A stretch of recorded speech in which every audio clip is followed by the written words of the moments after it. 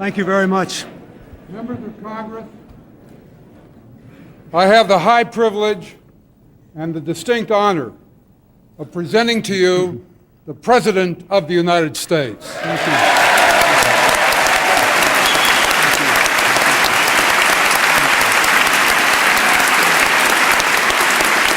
Thank you.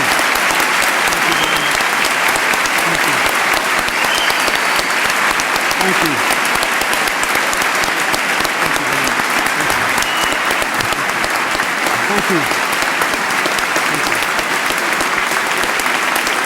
Thank you very much.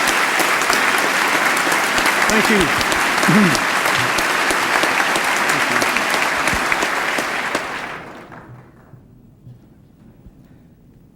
Thank you very much.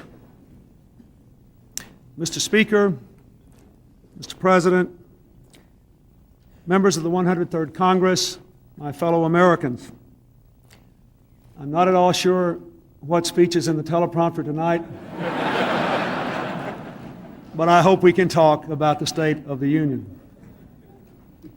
I ask you to begin by recalling the memory of the giant who presided over this chamber with such force and grace. Tip O'Neill liked to call himself a man of the house, and he surely was that. But even more, he was a man of the people, a bricklayer's son who helped to build the great American middle class. Tip O'Neill never forgot who he was, where he came from, or who sent him here. Tonight he's smiling down on us for the first time from the Lord's gallery. But in his honor, may we too always remember who we are, where we come from, and who sent us here.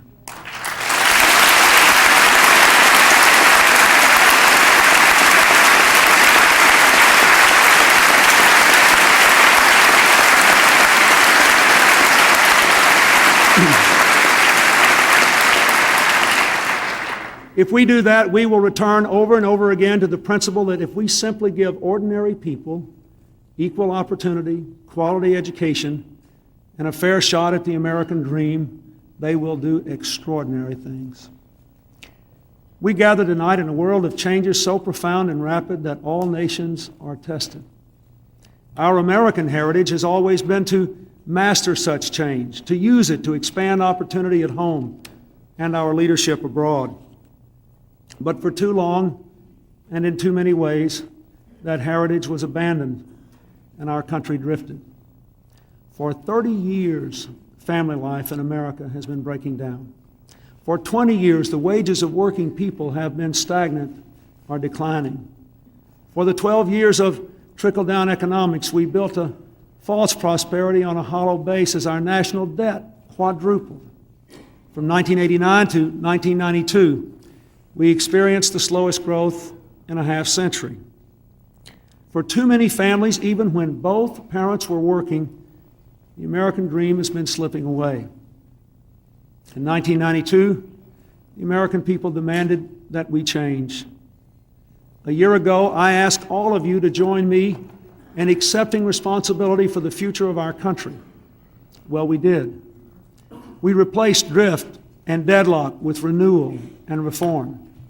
And I want to thank every one of you here who heard the American people, who broke gridlock, who gave them the most successful teamwork between a president and a Congress in 30 years.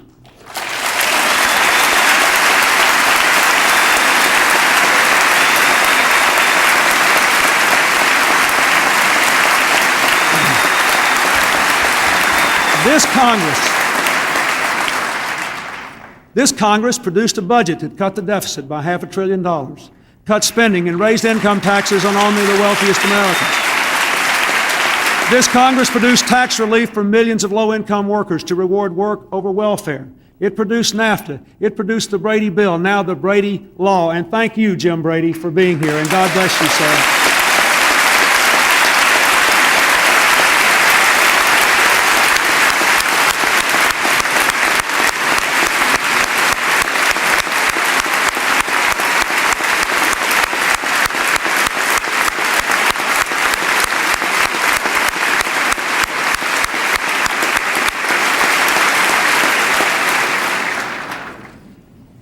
This Congress produced tax cuts to reduce the taxes of 9 out of 10 small businesses who use the money to invest more and create more jobs. It produced more research and treatment for AIDS, more childhood immunizations, more support for women's health research, more affordable college loans for the middle class, a new national service program for those who want to give something back to their country and their communities for higher education, a dramatic increase in high-tech investments to move us from a defense to a domestic high-tech economy. This Congress produced a new law, the Motor Voter Bill, to help millions of people register to vote. It produced family and medical leave, all passed, all signed into law with not one single veto.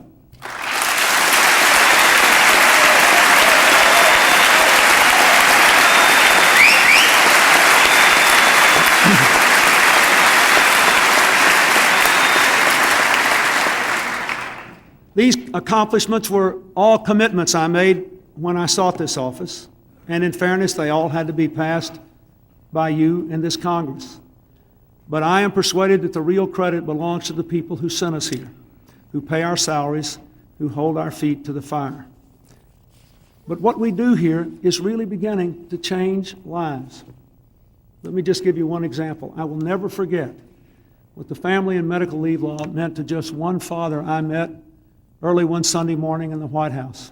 It was unusual to see a family there touring early Sunday morning, but he had his wife and his 3 children there, one of them in a wheelchair.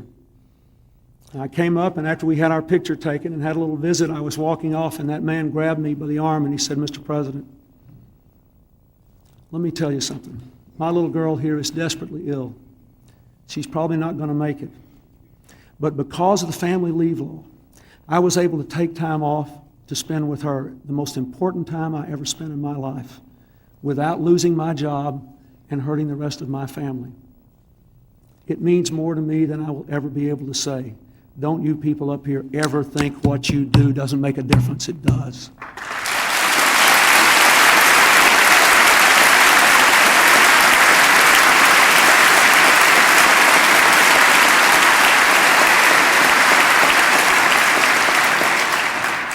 Though we are making a difference, our work has just begun. Many Americans still haven't felt the impact of what we've done. The recovery still hasn't touched every community or created enough jobs. Incomes are still stagnant. There's still too much violence and not enough hope in too many places. Abroad, the young democracies we are strongly supporting still face very difficult times and look to us for leadership. And so tonight, let us resolve to continue the journey of renewal, to create more and better jobs, to guarantee health security for all, to reward welfare, work over welfare, to promote democracy abroad, and to begin to reclaim our streets from violent crime and drugs and gangs, to renew our own American community.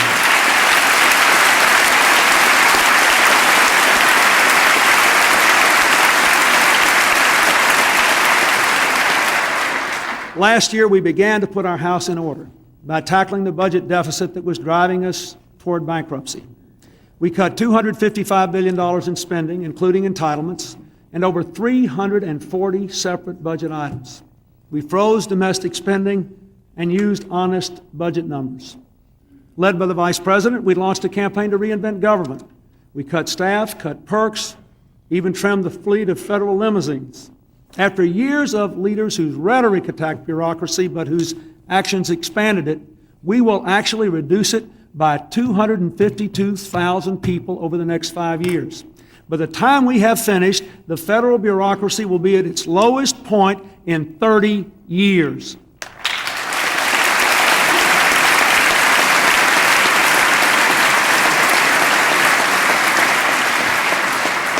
Because the deficit was so large, and because they benefited from tax cuts in the 1980s, we did ask the wealthiest Americans to pay more to reduce the deficit. So on April the 15th, the American people will discover the truth about what we did last year on taxes. Only the top 1.2% of Americans, as I said all along, will pay higher income tax rates. Let me repeat. Only the wealthiest 1.2% of Americans will face higher income tax rates, and no one else will, and that is the truth.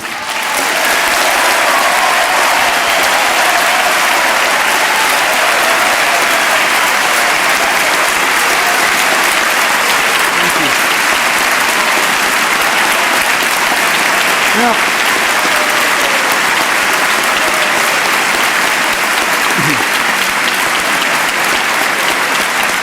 of course, there were, as there always are in politics, naysayers who said this plan wouldn't work, but they were wrong.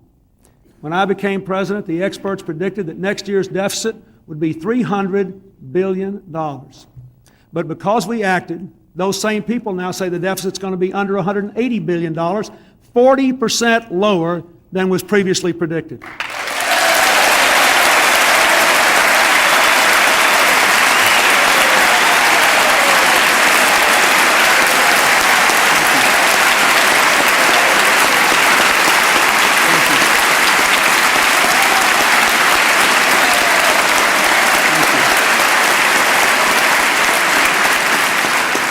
Our economic program has helped to produce the lowest core inflation rate and the lowest interest rates in 20 years.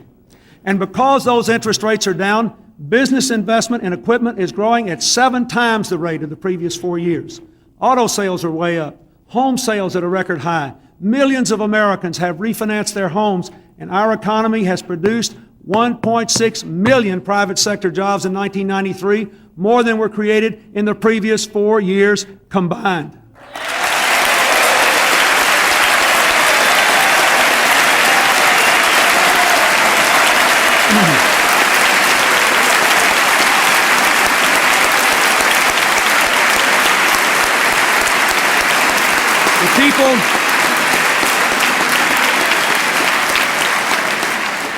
The people who supported this economic plan should be proud of its early results.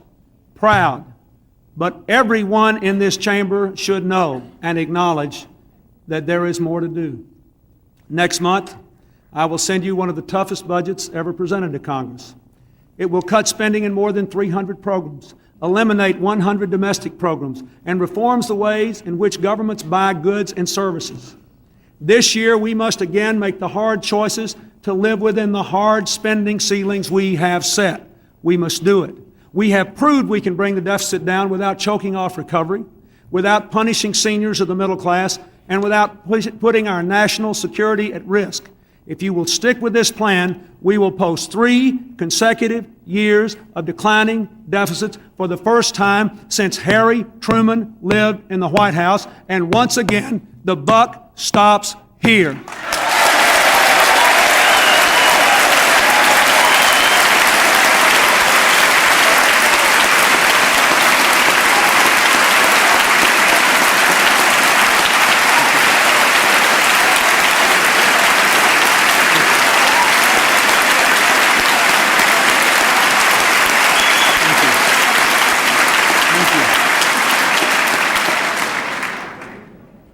Our economic plan also bolsters our strength and our credibility around the world.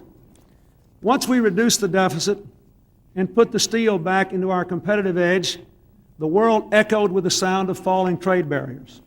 In 1 year, with NAFTA, with GATT, with our efforts in Asia and the National Export Strategy, we did more to open world markets to American products than at any time in the last 2 generations. That means more jobs and rising living standards for the American people. Low deficits, low inflation, low interest rates, low trade barriers, and high investments. These are the building blocks of our recovery. But if we want to take full advantage of the opportunities before us in the global economy, you all know we must do more. As we reduce defense spending, I ask Congress to invest more in the technologies of tomorrow. Defense conversion will keep us strong militarily and create jobs for our people here at home.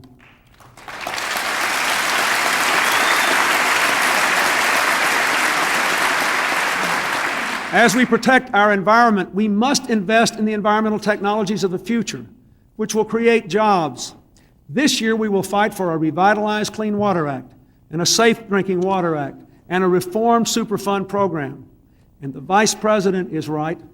We must also work with the private sector to connect every classroom, every clinic, every library, every hospital in America into a national information superhighway by the year 2000.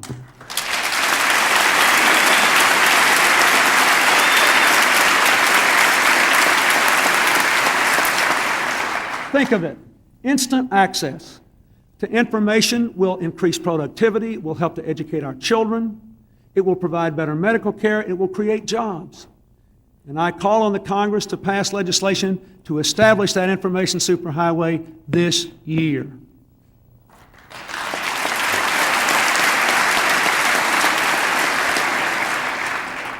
As we expand opportunity and create jobs, no one can be left out. We must continue to enforce fair lending and fair housing and all civil rights laws, because America will never be complete in its renewal until everyone shares in its bounty.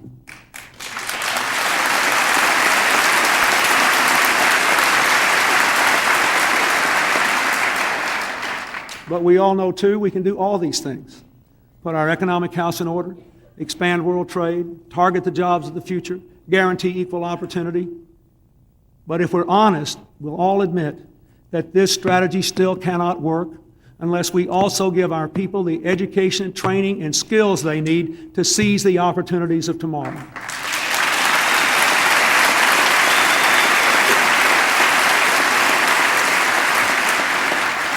We must set tough, world-class academic and occupational standards for all our children and give our teachers and students the tools they need to meet them. Our Goals 2000 proposal will empower individual school districts to experiment with ideas like chartering their schools to be run by private corporations or having more public school choice, to do whatever they wish to do as long as we measure every school by one high standard. Are our children learning what they need to know to compete and win in the global economy?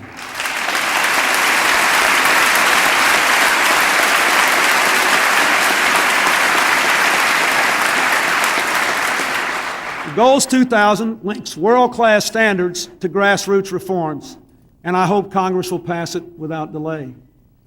Our School to Work initiative will, for the first time, link school to the world of work, providing at least 1 year of apprenticeship beyond high school.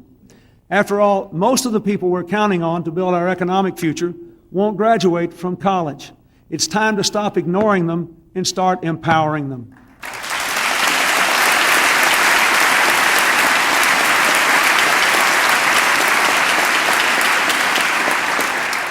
We must literally transform our outdated unemployment system into a new re-employment system. The old unemployment system just sort of kept you going while you waited for your old job to come back. We've got to have a new system to move people into new and better jobs, because most of those old jobs just don't come back. And we know that the only way to have real job security in the future, to get a good job with a growing income, is to have real skills and the ability to learn new ones. So we've got to streamline today's patchwork of training programs and make them a source of new skill for our people who lose their jobs. Re-employment, not unemployment, must become the centerpiece of our economic renewal. I urge you to pass it in this session of Congress.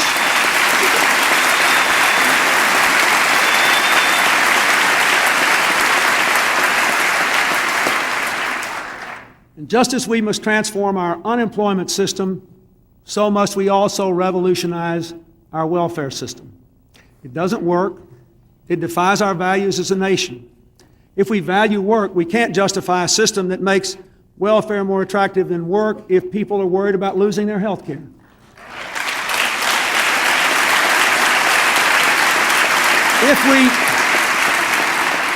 If we value responsibility, we can't ignore the $34 billion in child support absent parents ought to be paying to millions of parents who are taking care of their children.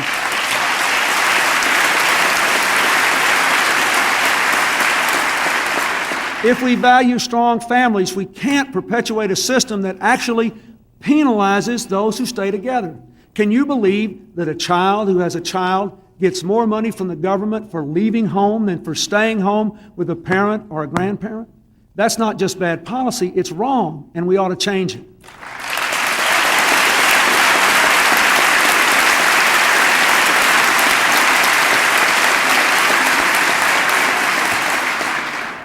I worked on this problem for years before I became president, with other governors and with members of Congress of both parties and with the previous administration of another party. I worked on it with people who were on welfare, lots of them. And I want to say something to everybody here who cares about this issue. The people who most want to change this system are the people who are dependent on it. They want to get off welfare, they want to go back to work, they want to do right by their kids. I once had a hearing when I was a governor, and I brought in people on welfare from all over America who had found their way to work. The woman from my state who testified was asked this question. She said, "What's the best thing about being off welfare in a job?" And without blinking an eye, she looked at 40 governors and she said, "When my boy goes to school and they say, 'What does your mother do for a living?' he can give an answer." These people want a better system, and we ought to give it to them.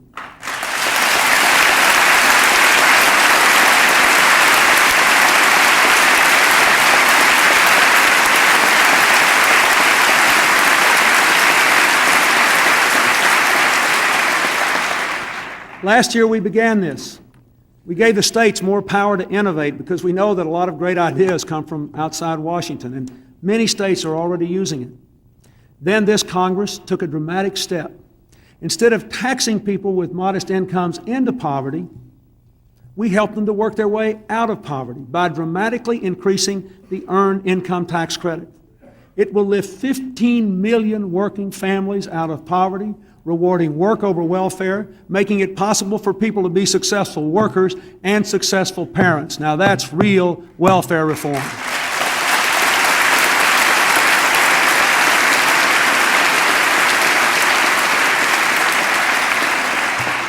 But there is more to be done. This spring I will send you a comprehensive welfare reform bill that builds on the Family Support Act of 1988 and restores the basic values of work and responsibility. We'll say to teenagers, if you have a child out of wedlock, we'll no longer give you a check to set up a separate household. We want families to stay together. Say to absent parents who aren't paying their child support, if you're not providing for your children, we'll garnish your wages, suspend your license, track you across state lines, and if necessary, make some of you work off what you owe. People who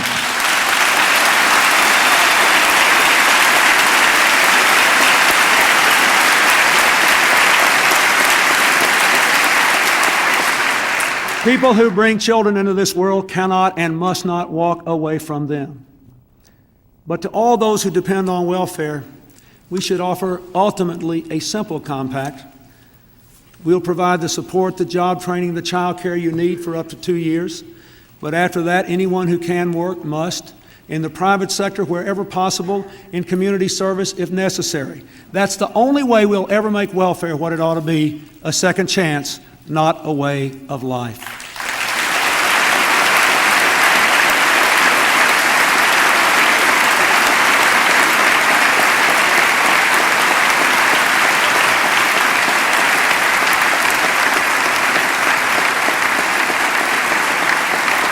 Now, thank you.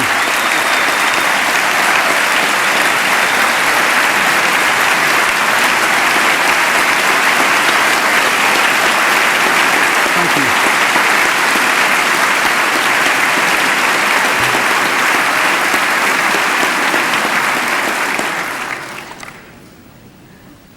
I know it will be difficult to tackle welfare reform in 1994 at the same time we tackle health care. But let me point out, I think it is inevitable and imperative. It is estimated that 1 million people are on welfare today because it's the only way they can get health care coverage for their children. Those who choose to leave welfare for jobs without health benefits, and many entry-level jobs don't have health benefits, find themselves in the incredible position of paying taxes that help to pay for health care coverage for those who made the other choice to stay on welfare. No wonder people leave work and go back to welfare to get health care coverage. We got to solve the health care problem to have real welfare reform.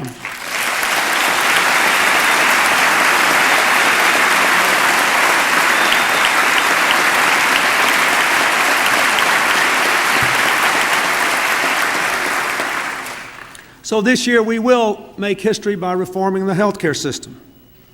And I would say to you, all of you, my fellow public servants, this is another issue where the people are way ahead of the politicians.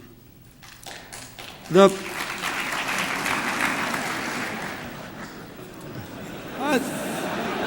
may not be popular with either party, but it happens to be the truth. You know, the First Lady has received now almost 1 million letters from people all across America and from all walks of life. I'd like to share just one of them with you. Richard Anderson of Reno, Nevada, lost his job and with it his health insurance. 2 weeks later, his wife Judy suffered a cerebral aneurysm. He rushed her to the hospital where she stayed in intensive care for 21 days. The Andersons billed were over $120,000. Although Judy recovered and Richard went back to work at $8 an hour, the bills were too much for them and they were literally forced into bankruptcy. Mrs. Clinton, he wrote to Hillary, no one in the United States of America should have to lose everything they worked for all their lives because they were unfortunate enough to become ill. It was to help the Richard and Judy Andersons of America that the First Lady and so many others have worked so hard and so long on this health care reform issue. We owe them our thanks and our action.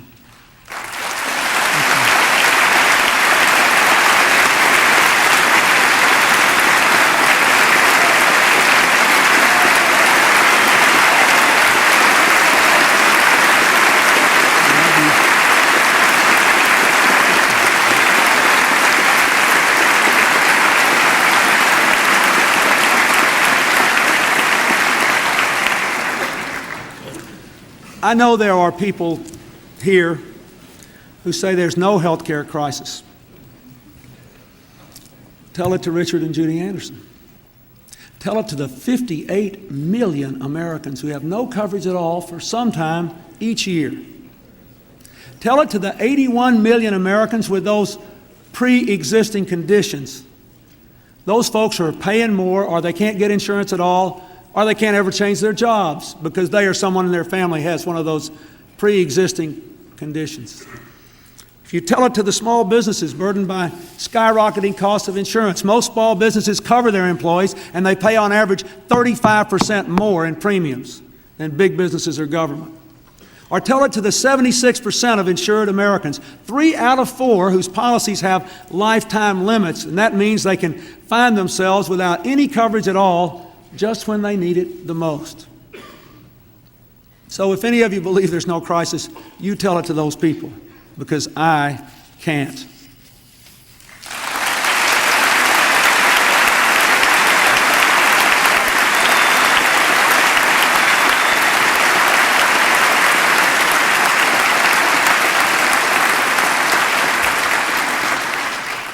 There are some people who literally do not understand the impact of this problem on people's lives. But all you have to do is go out and listen to them. Just go talk to them anywhere, in any congressional district in this country. There are Republicans and Democrats and independents. It doesn't have a lick to do with party. They think we don't get it. And it's time we show them that we do get it.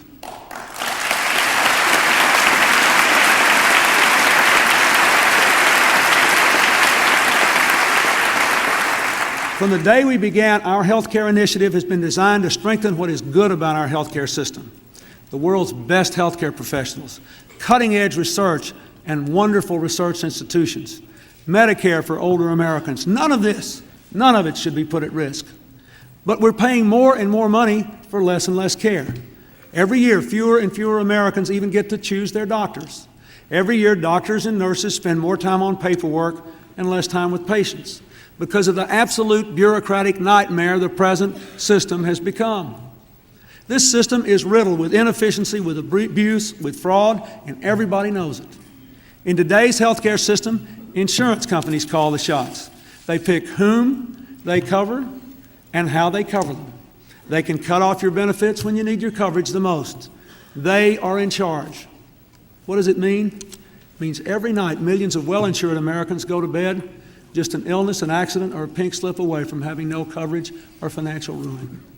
It means every morning millions of Americans go to work without any health insurance at all, something the workers in no other advanced country in the world do. It means that every year more and more hardworking people are told to pick a new doctor because their boss has had to pick a new plan. And countless others turn down better jobs because they know if they take the better job, they'll lose their health insurance. If we just let the healthcare system continue to drift, our country will have people with less care, fewer choices, and higher bills. Now, our approach protects the quality of care and people's choices. It builds on what works today in the private sector to expand employer-based coverage, to guarantee private insurance for every American. And I might say, employer-based private insurance for every American was proposed 20 years ago by President Richard Nixon to the United States Congress. It was a good idea then, and it's a better idea today.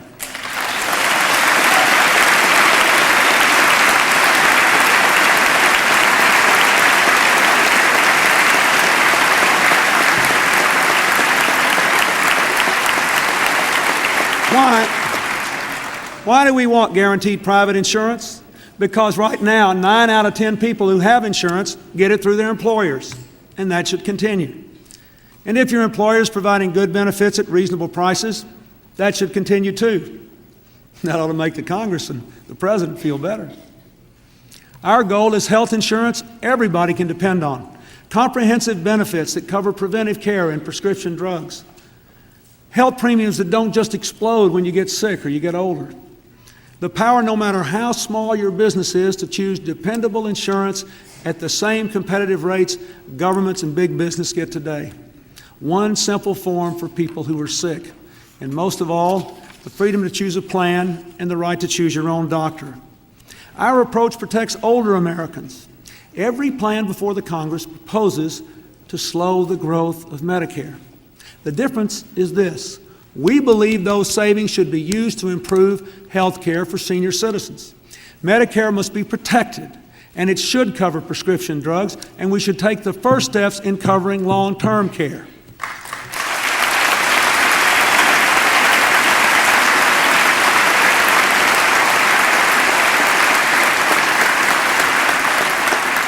To those who would cut Medicare without protecting seniors, I say the solution to today's squeeze on middle-class working people's health care is not to put the squeeze on middle-class retired people's health care. We can do better than that. When it's all said and done, it's pretty simple to me. Insurance ought to mean what it used to mean.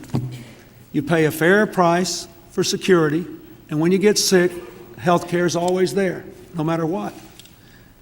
Along with the guarantee of health security, we all have to admit, too, there must be more responsibility on the part of all of us in how we use this system.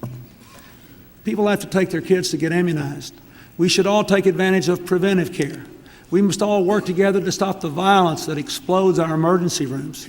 We have to practice better health habits, and we can't abuse the system. And those who don't have insurance under our approach will get coverage, but they'll have to pay something for it, too. The minority of businesses that provide no insurance at all, and in so doing, shift the cost of the care of their employees to others, should contribute something. People who smoke should pay more for a pack of cigarettes. Everybody can contribute something if we want to solve the health care crisis.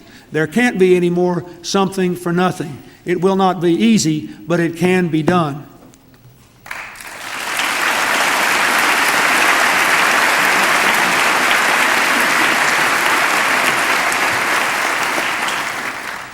Now, in the coming months, I hope very much to work with both Democrats and Republicans to reform a health care system by using the market to bring down costs and to achieve lasting health security.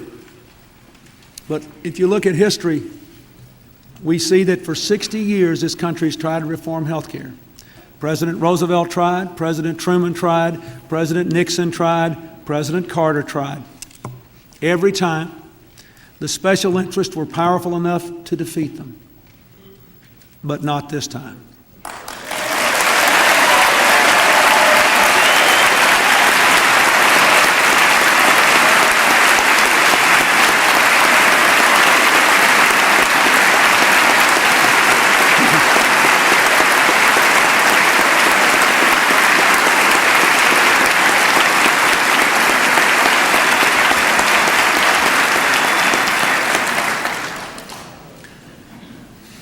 I know that facing up to these interests will require courage. It will raise critical questions about the way we finance our campaigns and how lobbyists yield their influence. The work of change, frankly, will never get any easier until we limit the influence of well-financed interests who profit from this current system. So I also must now call on you to finish the job both houses began last year by passing tough and meaningful campaign finance reform and lobbying reform legislation this year.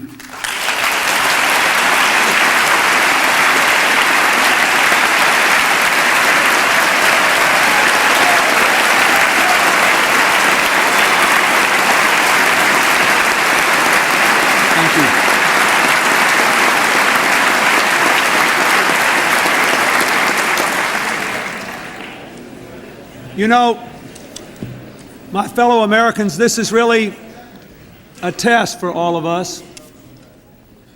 The American people provide those of us in government service with terrific health care benefits at reasonable cost. We have health care that's always there.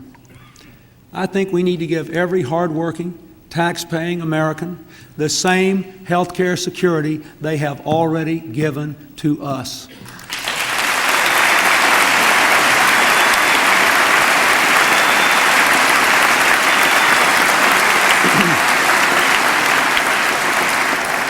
I want to make this very clear. I am open, as I have said repeatedly, to the best ideas of concerned members of both parties. I have no special brief for any specific approach, even in our own bill, except this.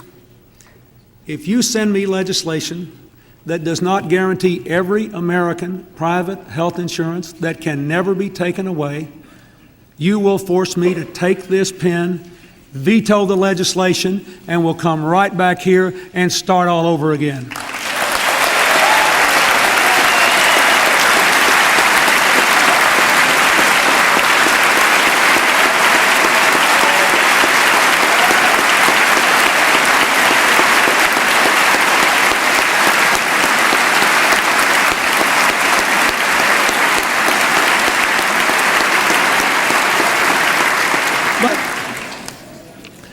But I don't think that's going to happen. I think we're ready to act now. I believe that you're ready to act now. And if you're ready to guarantee every American the same health care that you have, health care that can never be taken away, now, not next year or the year after, now is the time to stand with the people who sent us here. Now.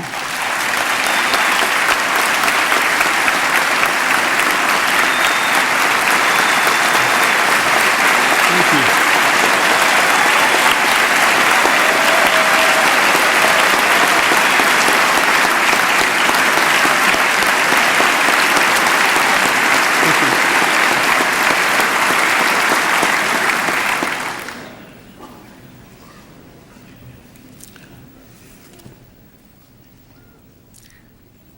As we take these steps together to renew our strength at home, we cannot turn away from our obligation to renew our leadership abroad. This is a promising moment because of the agreements we have reached this year, last year. Russia's strategic nuclear missiles soon will no longer be pointed at the United States, nor will we point ours at them.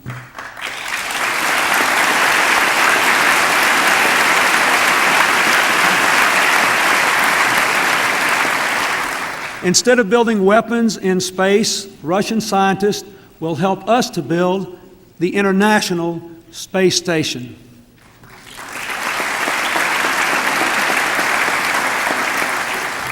Of course, there are still dangers in the world. Rampant arms proliferation, bitter regional conflicts, ethnic and nationalist tensions in many new democracies, severe environmental degradation the world over, and fanatics who seek to cripple the world's cities with terror. As the world's greatest power, we must therefore maintain our defenses and our responsibilities. This year, we secured indictments against terrorists and sanctions against those who harbor them. We work to promote environmentally sustainable economic growth. We achieved agreements with Ukraine, with Belarus, with Kazakhstan to eliminate completely their nuclear arsenals. We're working to achieve a Korean peninsula free of nuclear weapons. We will seek early ratification of a treaty to ban chemical weapons worldwide. And earlier today, we joined with over 30 nations to begin negotiations on a comprehensive ban to stop all nuclear testing.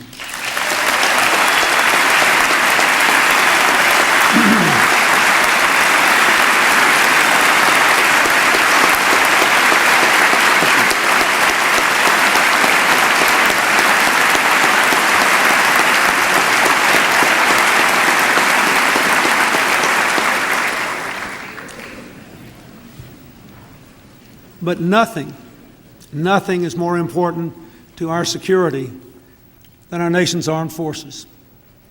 We honor their contributions, including those who are carrying out the longest humanitarian airlift in history in Bosnia.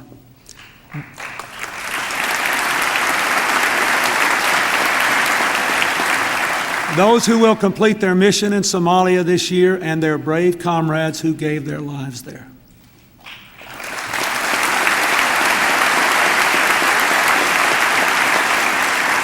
Our forces are the finest military our nation has ever had, and I have pledged that as long as I am president, they will remain the best equipped, the best trained, and the best prepared fighting force on the face of the earth.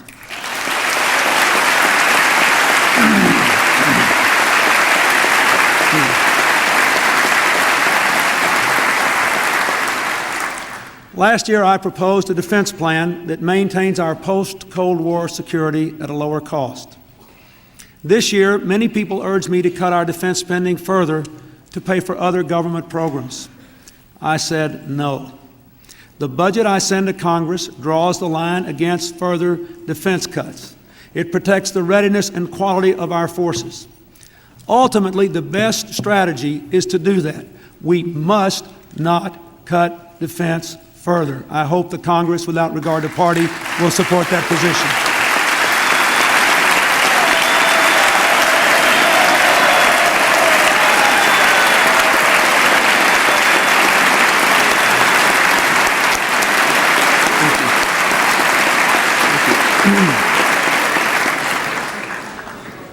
Ultimately, the best strategy to ensure our security and to build a durable peace is to support the advance of democracy elsewhere. Democracies don't attack each other. They make better trading partners and partners in diplomacy. That is why we have supported, you and I, the democratic reformers in Russia and in the other states of the former Soviet bloc. I applaud the bipartisan support this Congress provided last year for our initiatives to help Russia, Ukraine, and the other states through their epic transformations. Our support of reform must combine patience for the enormity of the task and vigilance for our fundamental interests and values. We will continue to urge Russia and the other states to press ahead with economic reforms, and we will seek to cooperate with Russia to solve regional problems while insisting that if Russian troops operate in neighboring states, they do so only when those states agree to their presence and in strict accord with international standards.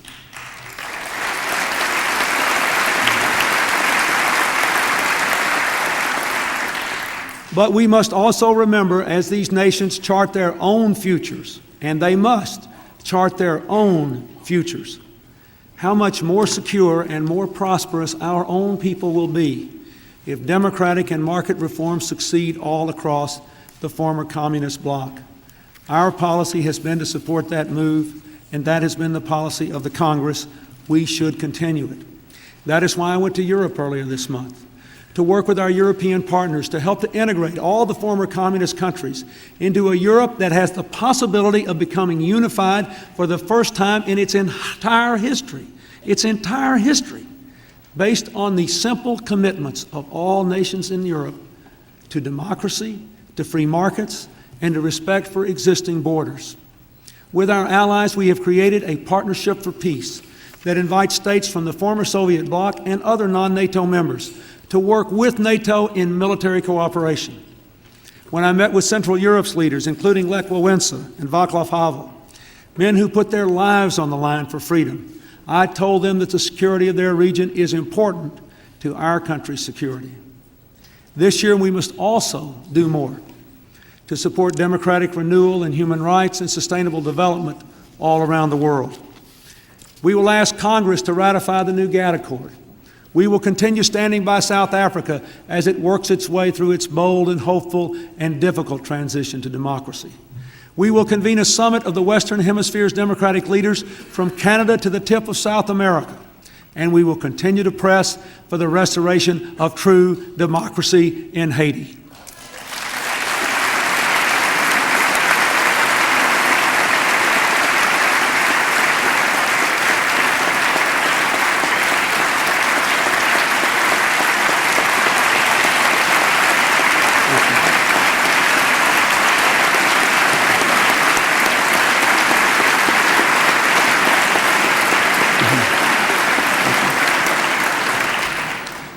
And as we build a more constructive relationship with China, we must continue to insist on clear signs of improvement in that nation's human rights record.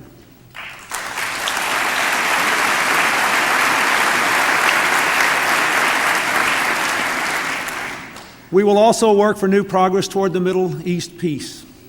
Last year, the world watched Yitzhak Rabin and Yasser Arafat at the White House when they had their historic handshake of reconciliation.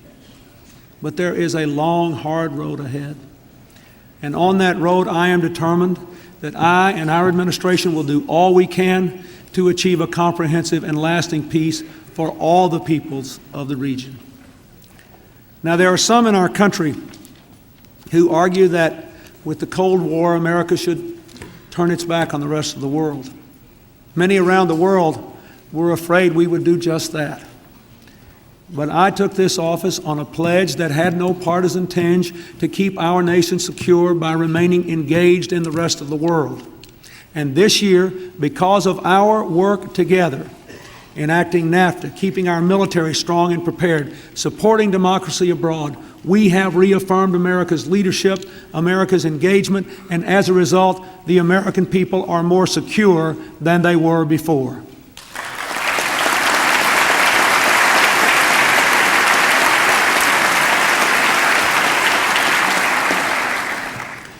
But while Americans are more secure from threats abroad, I think we all know that in many ways we are less secure from threats here at home.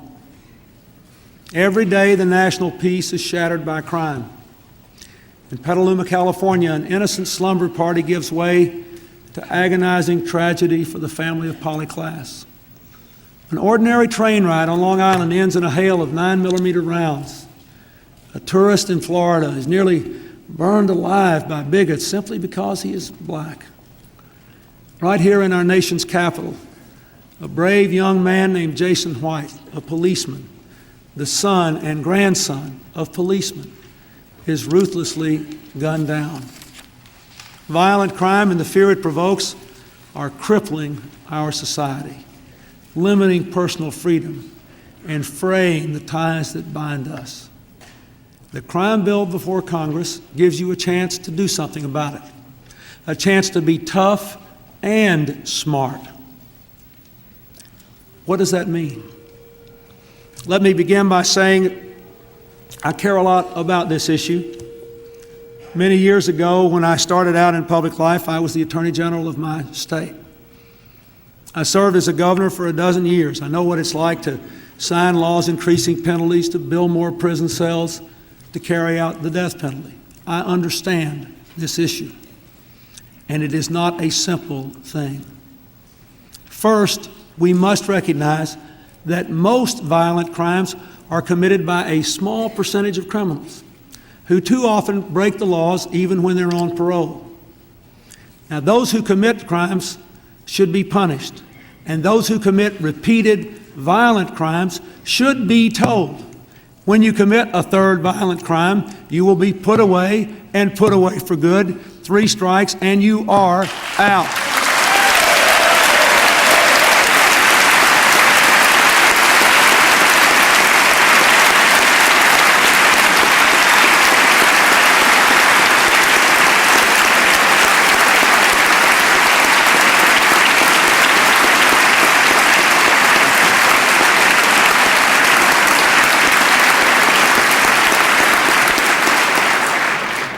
Second, we must take serious steps to reduce violence and prevent crime, beginning with more police officers and more community policing. We know right now that police who work the streets, know the folks, have the respect of the neighborhood kids, focus on high crime areas. We know that they are more likely to prevent crime as well as catch criminals. Look at the experience of Houston, where the crime rate dropped 17% in 1 year when that approach was taken. Here tonight is one of those community policemen, a brave young detective, Kevin Jett, whose beat is 8 square blocks in one of the toughest neighborhoods in New York. Every day he restores some sanity and safety and a sense of values and connection to the people whose lives he protects. I'd like to ask him to stand up and be recognized tonight. Thank you, sir.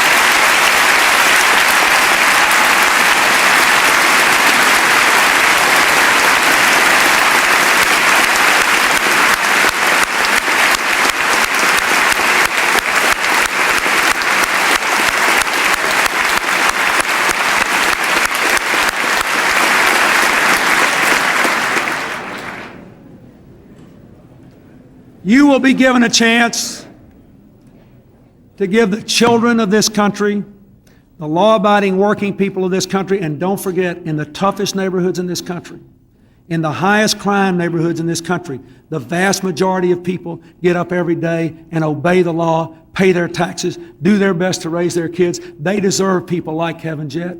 And you're going to be given the chance to give the American people another 100,000 of them well-trained, and I urge you to do it.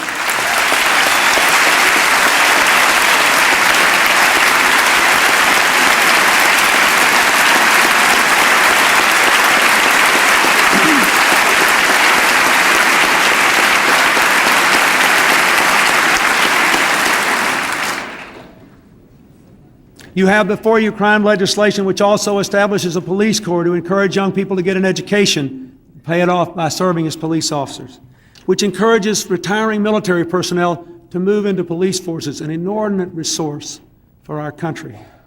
One which has a safe schools provision which will give our young people the chance to walk to school in safety and to be in school in safety instead of dodging bullets. These are important things.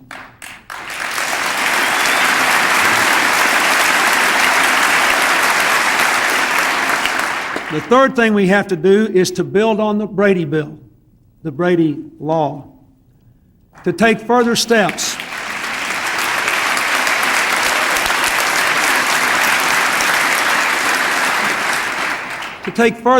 to keep guns out of the hands of criminals. I want to say something about this issue. Hunters must always be free to hunt. Law-abiding adults should always be free to own guns and protect their homes. I respect that part of our culture. I grew up in it. But I want to ask the sportsmen and others who lawfully own guns to join us in this campaign to reduce gun violence. I say to you, I know you didn't create this problem, but we need your help to solve it. There is no sporting purpose on earth that should stop the United States Congress from banishing assault weapons that outgun police and cut down children.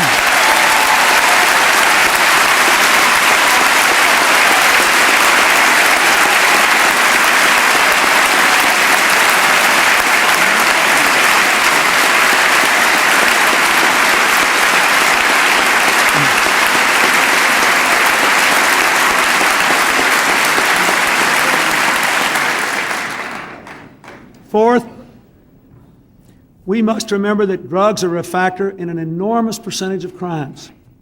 Recent studies indicate, sadly, that drug use is on the rise again among our young people. The crime bill contains, all the crime bills contain, more money for drug treatment, for criminal addicts, and boot camps for youthful offenders that include incentives to get off drugs and to stay off drugs. Our administration's budget, with all its cuts, contains a large increase in funding for drug treatment and drug education. You must pass them both. We need them desperately.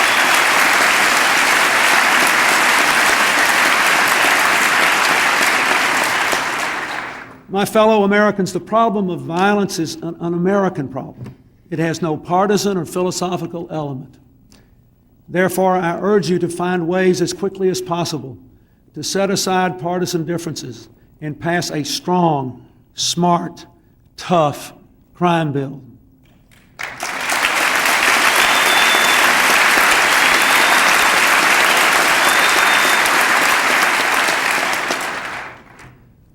But further, I urge you to consider this. As you demand tougher penalties for those who choose violence, let us also remember how we came to this sad point. In our toughest neighborhoods, on our meanest streets, in our poorest rural areas, we have seen a stunning and simultaneous breakdown of community, family, and work, the heart and soul of civilized society. This has created a vast vacuum which has been filled by violence and drugs and gangs. So I ask you to remember that even as we say no to crime, we must give people, especially our young people, something to say yes to.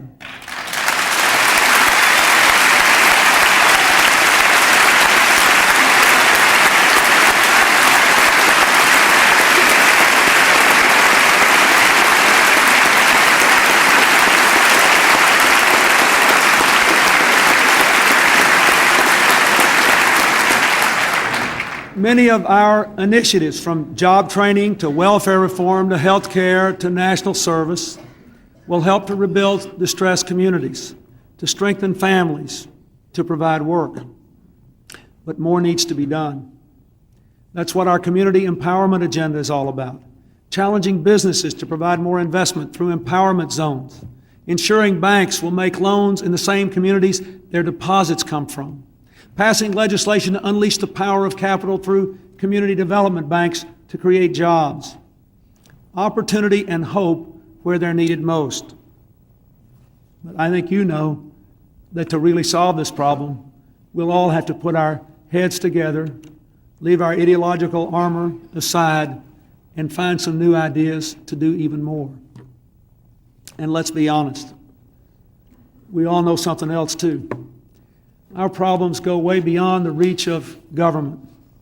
They're rooted in the loss of values, in the disappearance of work, and the breakdown of our families and our communities. My fellow Americans, we can cut the deficit, create jobs, promote democracy around the world, pass welfare reform and health care, pass the toughest crime bill in history, and still leave too many of our people behind. The American people have got to want to change from within if we're going to bring back work and family and community. We cannot renew our country when within a decade, more than half of the children will be born into families where there has been no marriage. We cannot renew this country when 13-year-old boys get semi-automatic weapons to shoot 9-year-olds for kicks. We can't renew our country when children are having children and the fathers walk away as if the kids don't amount to anything. We can't renew the country when our businesses eagerly look for new investments and new customers abroad, but ignore those people right here at home who'd give anything to have their jobs and would gladly buy their products if they had the money to do it.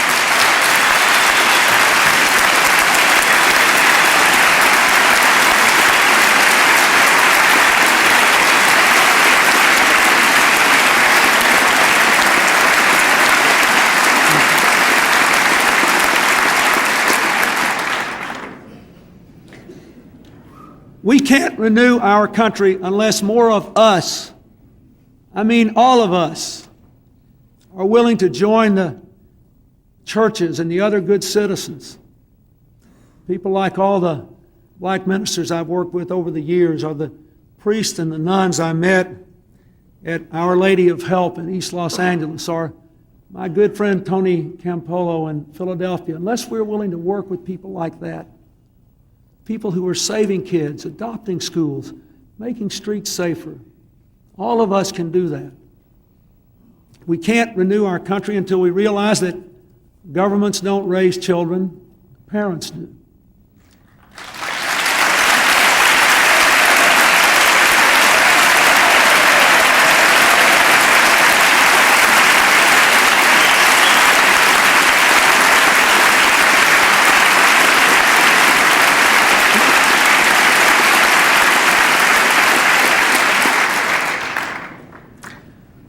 Parents who know their children's teachers and turn off the television and help with the homework and teach their kids right from wrong. Those kind of parents can make all the difference. I know.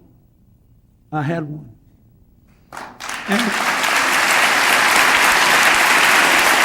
And I'm telling you, we have got to stop pointing our fingers at these kids who have no future and reach our hands out to them. Our country needs it, we need it, and they deserve it.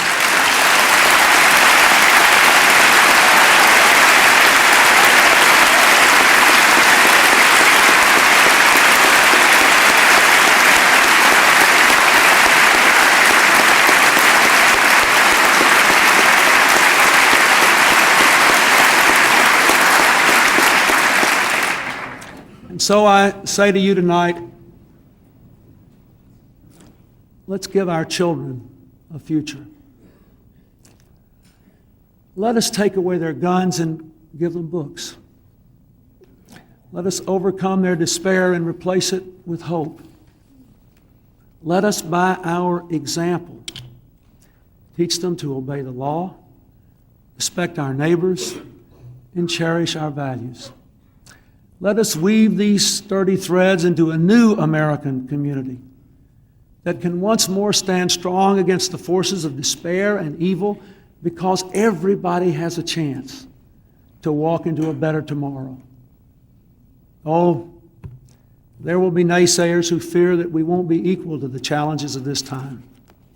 But they misread our history, our heritage, even today's headlines. All those things tell us we can and we will overcome any challenge.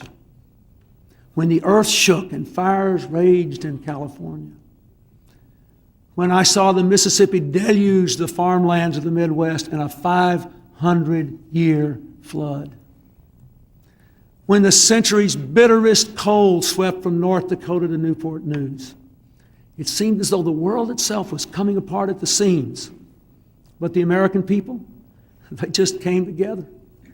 They rose to the occasion, neighbor helping neighbor, strangers risking life and limb to stay total strangers, showing the better angels of our nature. Let us not reserve the better angels only for natural disasters, leaving our deepest and most profound problems to petty political fighting.